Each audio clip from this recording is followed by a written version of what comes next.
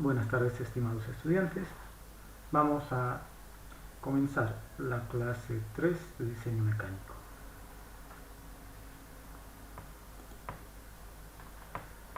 En esta oportunidad vamos a revisar los diagramas esfuerzo-deformación. Vamos a estudiar cuáles son los esfuerzos admisibles que tiene un material y los tipos de materiales que podemos encontrar. Inicialmente, conforme lo que se veía en las clases anteriores, decíamos que para realizar un diseño mecánico de alguna pieza debemos conjuncionar o debemos jugar con las variables de resistencia del material, la fuerza solicitante, la fuerza con la que está siendo exigido el material, y la dimensión del material. Entre esas tres variables, resistencia, fuerza y dimensión de la pieza, se debe encontrar el equilibrio para tener un diseño apropiado. La resistencia del material se la debe obtener mediante pruebas para tener un valor característico de ese material. Entonces, las pruebas de resistencia de un determinado material se las realiza mediante probetas.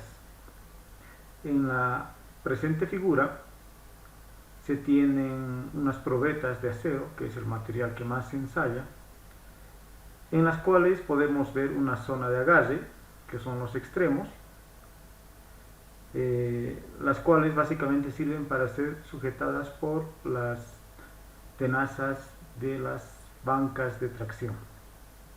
El área efectiva que se estudia con estas probetas llega a ser el área central, con una longitud de 5.65 veces la raíz del área transversal, como se ve en la figura, y básicamente se estudia a partir de esa longitud inicial con esa área cuánto se llega a deformar, cuánto se llega a estirar la probeta para tener nuestra gráfica de esfuerzo y deformación.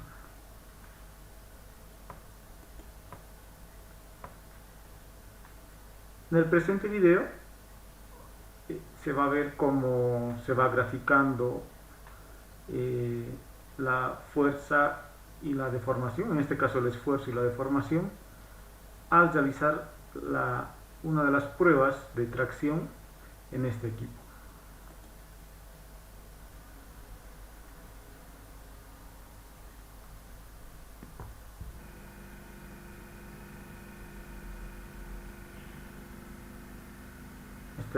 Se está empezando a estirar el material, llega a su punto de fluencia y sigue estirándose.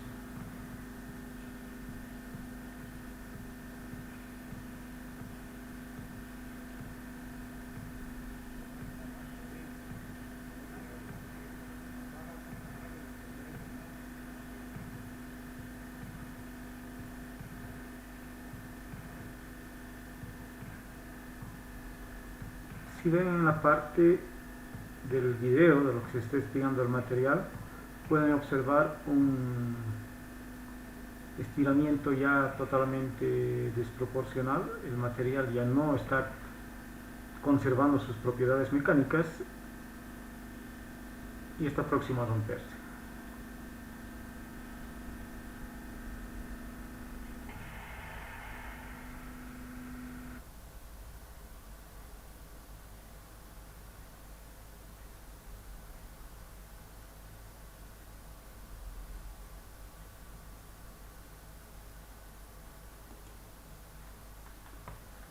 Bien, entonces, como han podido observar en esa prueba de laboratorio, la idea es que sobre una probeta de longitud inicial,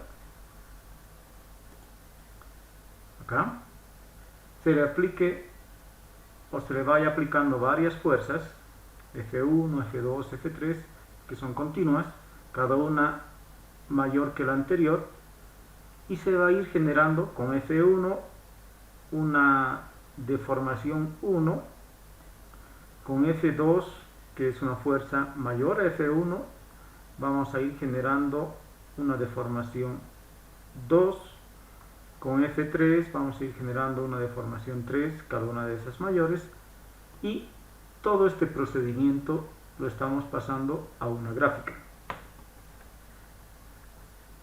Mi gráfica, en el eje de las abscisas, vamos a colocar las deformaciones, deformación 1, deformación 2, 3. Para cada deformación, en el eje de las ordenadas, vamos a tener la fuerza, el valor de la fuerza que se ha generado, o en base al valor de la fuerza que se ha generado, la deformación. Entonces vamos uniendo los puntos entre fuerza y deformación,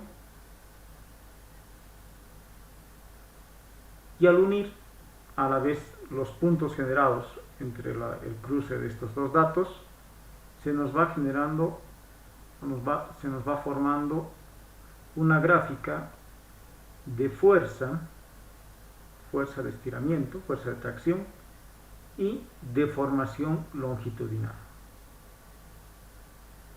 Tal como habíamos visto en la clase anterior, tenemos un problema si solo trabajamos las gráficas o los valores de resistencia, trabajamos con fuerza. Si nos acordamos la comparación que hacíamos entre estas cadenas, y decíamos que cada cadena o todas estas cadenas están fabricadas con el mismo material. Si es el mismo material, la resistencia del material de todas estas cadenas va a ser la misma.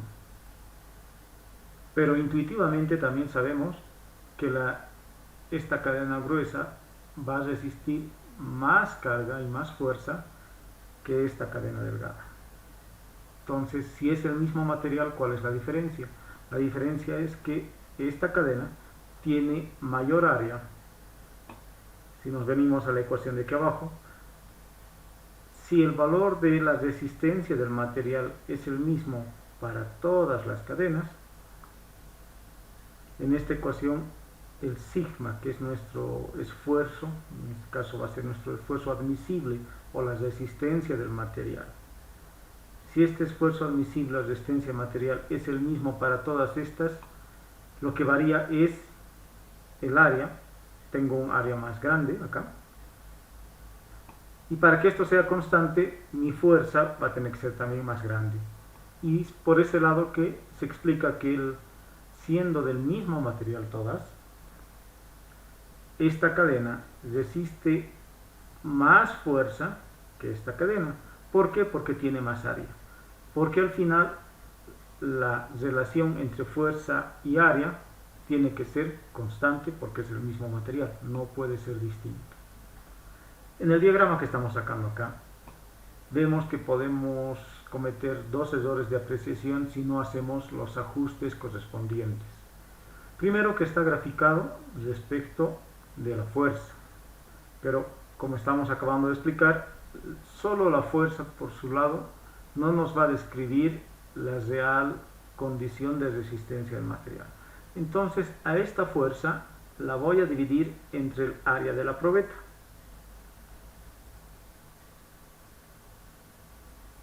Entre esta su sección transversal de la probeta. Al hacer eso, voy a tener en este eje el valor de los esfuerzos. Ahora bien, venimos al otro eje, unas abscisas, y aquí tengo la deformación longitudinal. Pero aquí podemos estar cometiendo nuevamente un error.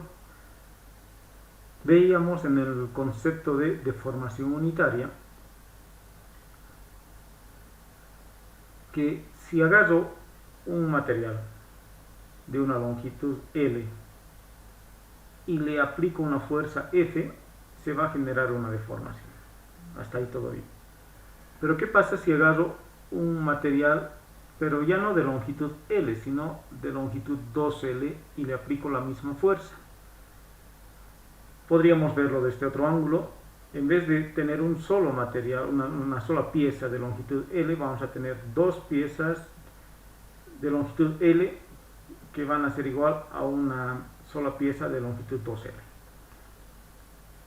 Cada una de las piezas que tiene longitud L, igual que en este caso, se va a formar delta L. Entonces aquí voy a tener 2 veces delta L para 2 veces L. Entonces, cuando estoy describiendo el comportamiento del material, en este caso ya esfuerzo sobre deformación, no puedo describirla simplemente con la deformación longitudinal porque no va a ser un parámetro constante. Pero la división de la deformación longitudinal respecto de la longitud original, delta L sobre L, va a ser igual a este caso, 2 veces delta L sobre 2 veces L, que al simplificar me va a dar el mismo valor. Y esto es una constante. Esta constante habíamos dicho que la conocemos como deformación unitaria, epsilon. Entonces, en nuestra gráfica acá, lo que tenemos que hacer es, en la parte del eje vertical, dividir el valor de la fuerza respecto del área, y en el eje horizontal dividimos la deformación longitudinal sobre la longitud original, que nos va a dar el valor de deformación unitaria. Y al final vamos a tener nuestro diagrama esfuerzo deformación unitaria, Rho versus epsilon, que es el diagrama con el cual se van representando todos los materiales para dar una idea del comportamiento mecánico que tienen estos. La misma gráfica que teníamos hace un momento, la tenemos acá un poco más ejemplificado con las figuras de las probetas y la parte que se va estirando. Y de aquí debemos reconocer dos puntos característicos, sobre todo en el acero.